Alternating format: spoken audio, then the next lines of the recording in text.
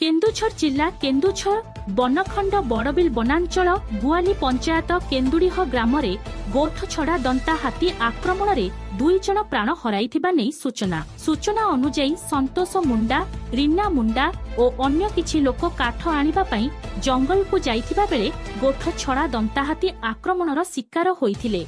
संतोष मुंडांको मृत्यु होइथिबा बेले गुरुतर अवस्था रीना मुंडांको स्थानीय लोके उद्धार करी चिकित्सा पई बड़बिल गोष्ठी स्वास्थ्य केन्द्र को आनिथिले। सेठारे रीना मुंडांकर मृत्यु होइथिबा नै सूचना। तेबे घटना परे स्थानीय अंचल रे लोकंक मध्यरे उत्तेजना देखा देइथिला। घटना स्थल को वन विभाग कर्मचारी जाइथिबा बेले लोकंक आक्रोशर शिकार होइथिबा नै जणा पड़िछि।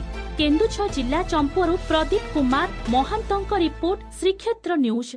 भाई तुम नाटा रघुनाथ मुंडा सर घर कोठी केन्दुटी सर कौन होइथिला घटना जी जंगल काट पे जाइतिला गया काट पे जाइतिले मो ड्यूटी जाइतिला गया ड्यूटी जाइतिले मु तो से कथा जानि नथिले परे मु जानि छै कि सेंते घटना हेचे बोली मके जणाई लागि फोन रे।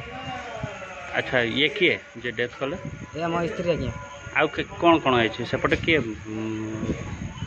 सर आउटने एते संतोष मुंडा तांकर ना आ यांकर ना ये रीना मुंडा सर हाथी मारतला हाथी केटा बेले हेचे घटनाटा बाटा हां बाटा दिन 12 बड़ा